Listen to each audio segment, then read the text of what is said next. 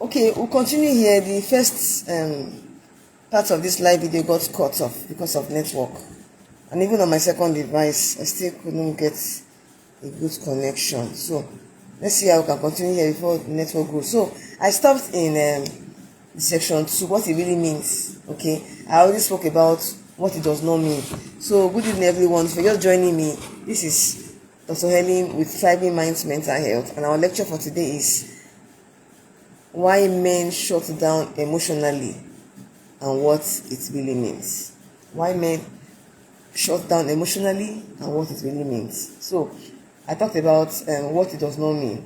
So if you are here, please drop a yes in the comments so I know that you are watching, and also please share this live to your network. As somebody who is there, you benefit from this information. So we talked about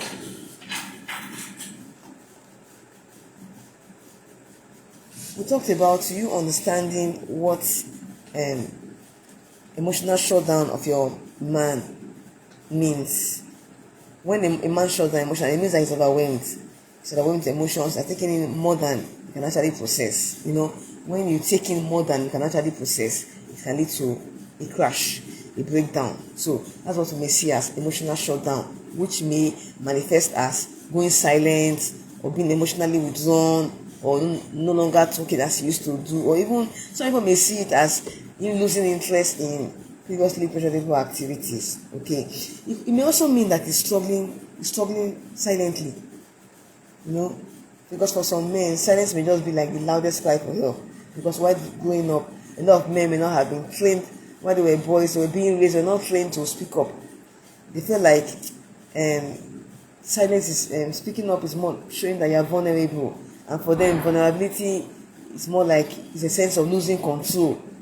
They feel like if they speak out and say what actually happening to them, how they actually feel, they may feel like they are losing control. Will she still see me as the head of this house? Will she still trust me? Will she still believe in me? So men always want to be the one who people have to lean their shoulder on.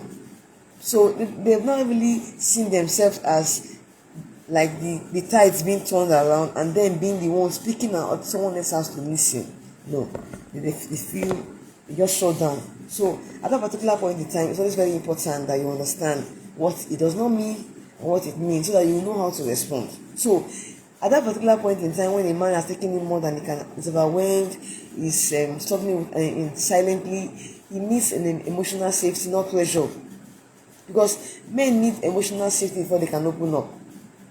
So the question you should be asking is not just why is he quiet, why he's not talking again. Before, you would have called by five times, or would have messaged by 5 times by this time.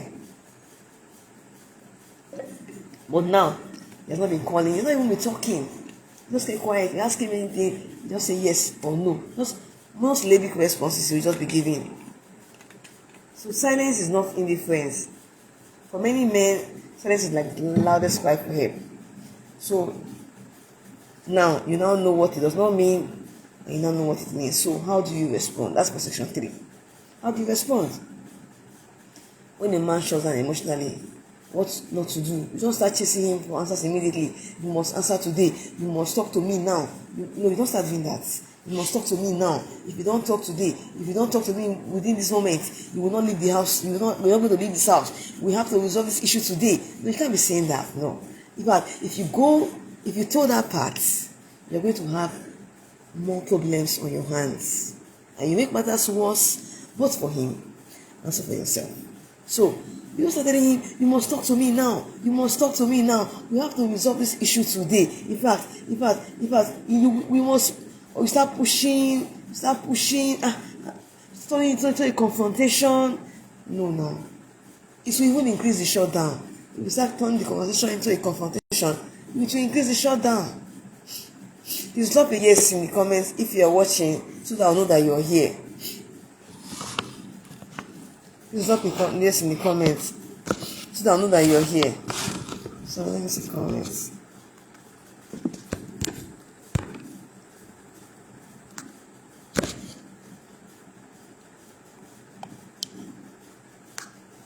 Okay, so please drop your questions in the comments so I'll know that you are watching. So, how to respond? It's very important to know how to respond. Okay, don't start chasing for answers immediately. We have to resolve this today.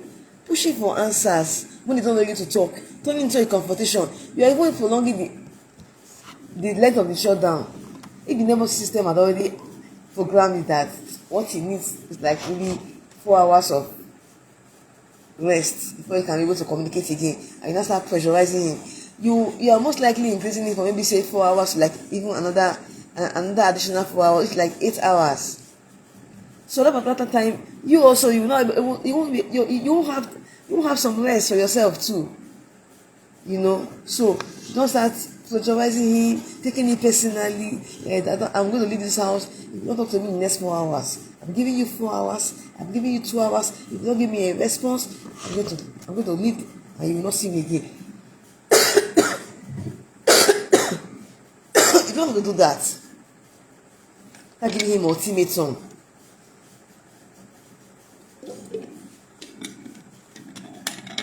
Or start giving him, because at that particular point in time, the interpretations you are giving to that scenario is most likely, if not 99% of the cases, it's inaccurate. Your interpretation at that particular point in time, when it's an spiral, is inaccurate. So what do you do? Now that you know what not to do, you should know how to respond. Give him some space without abandoning him. Show up, be emotionally available, be present, but give him space. Allow him. Give him some personal space. Allow him. Okay? Just allow him. Just say, it's okay if you don't want to speak now, but I'm here when you're ready. That alone can make a whole lot of difference. Okay? Just say, I'm here when you're ready. So just stay calm, be consistent. When you do that, even when he has an emotional shutdown in that moment, so long as he keeps staying calm and consistent when he has such down times, over time, his nervous system will now learn how to trust you. His nervous system will now see you as his emotional safety net. This is somebody that I can actually trust, and he'll be more readily open. So if you have your questions, please drop it in the comments. I'm going to read them live and answer all of them live. You create safety and not pressure. You encourage professional help in a manner that does not sound judgmental. So sorry for the poor network. This network has just kept going on and off. So if you guys come in, please drop a yes in the comments so I know you're here, and share this live.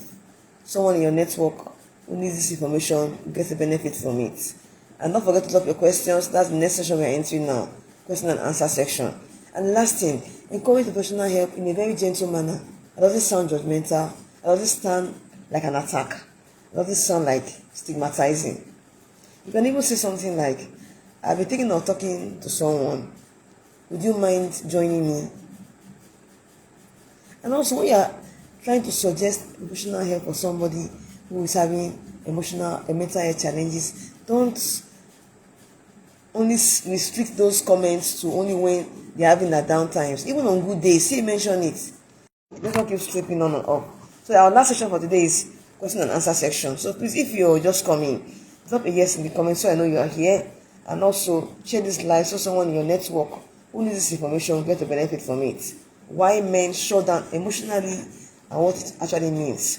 We've talked about section 1, why men shut down. Section 2, what it really means, and we've talked about section 3, how to respond.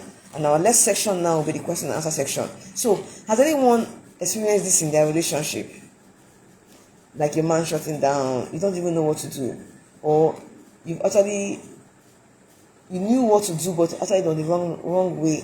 You spoke something that escalated matters, and something that would have been a mild issue now escalated. What you knew, everywhere has become chaotic and disruptive. If you have had any issue like this, or what I'm saying, you can relate to it, so please drop your comments in this section so that I'll answer your questions live. So I'll give 1 or 2 more minutes before we let in this live. Before we go, remember these 3 things. Firstly, when a man goes silent, it's really about you. Okay? And secondly, silence is often a cry for help in disguise. It's a silent cry for help. to cry for help, saying, I need help. Because men have not been raised to air out their opinions, have not been raised to chicken in. They feel like vulnerability means that they're losing control. So, know these three things today. Secondly, silence is a cry for help in this. And thirdly, creating emotional safety is more powerful than demanding for answers at that particular point in time. So follow Thriving Minds Mental Health for daily mental health content. And also, if you need personal support, you can get the booking link is in my bio. And check the booking link there. I'm also going to place the booking link in this comment section so that you can click the link and get professional help. Just fill the form, tell us what the issues are, and you get a response within 24 hours to 48 hours.